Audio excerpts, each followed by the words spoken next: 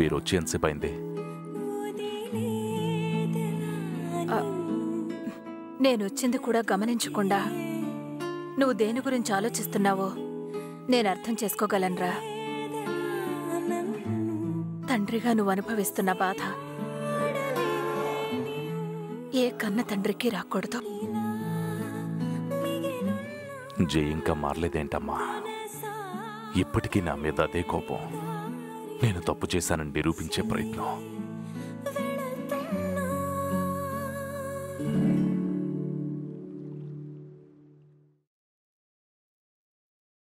విడిపోయి ఇన్ని సంవత్సరాలైంది. ఎవరి బ్రతుకు వాళ్ళు బతుకుతున్నా. అసలు ఎదురుపడకపోతే సమస్య లేదు. ఎదురుపడి పలకరించకపోతే ఆ బాధే వేరు. కానీ చిన్నప్పటి నుండి జైలో నా మీద మొదలైన ద్వేషం వాడితో పాటే పెరిగి అంతమందిలో నన్ను నేరస్తుల్లా నిలబెట్టే ప్రయత్నం చేస్తుందని మాత్రం నేను ఊహించలేకపోయానమ్మా.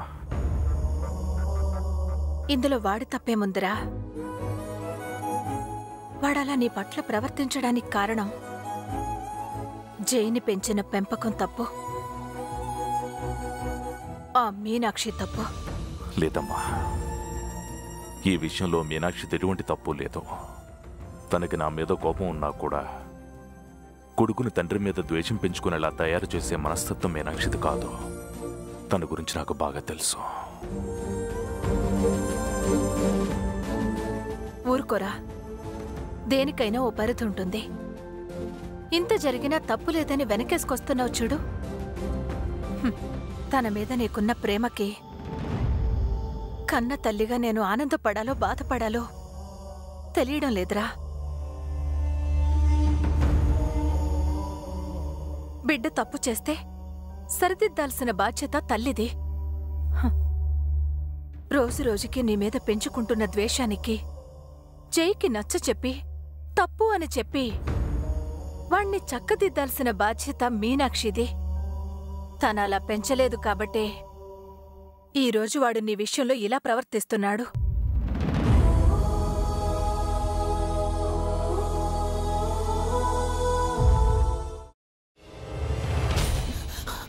నువ్వు ఇంకేమన్నా చెప్పాలా? ఇంకేమన్నా అబద్ధం చెప్పాలనుకుంటే చెప్పేయి. నేను చూడాలనుకుంటున్నాను నన్ను మోసం చేయడానికి నువ్వు ఎంత నీచానికి దిగజారగలవు అని.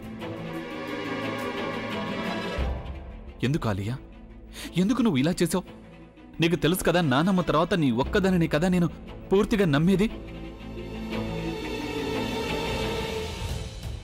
ఏమన్నావు నువ్వు? ఈ మధ్య అన్నిటినీ మర్చిపోతున్నావా?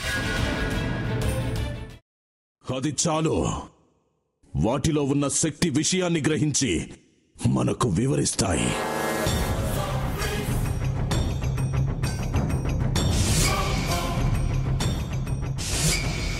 ఎవరు ఆ దండ విప్పొద్దు, గది తలుపులు తెరవద్దు.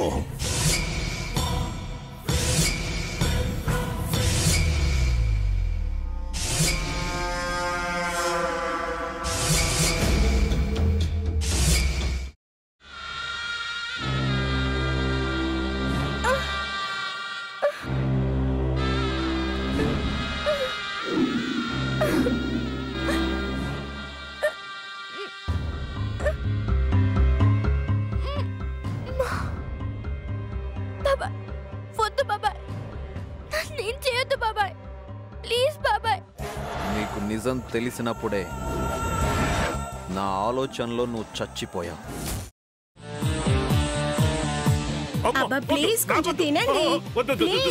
భీమారావు గారు, మీరా? ఇగో మీరా కాదు సక్కుబాయ్. అవును, మీ పనామే లేచిపోయిందని చెప్పి కంప్లైంట్ ఇచ్చినావు కదా. రేయ్, ఆయన కంప్లైంట్ ఇచ్చింది లేచిపోయిందని కాదు, కనిపించడం లేదు అని. అట్లానా?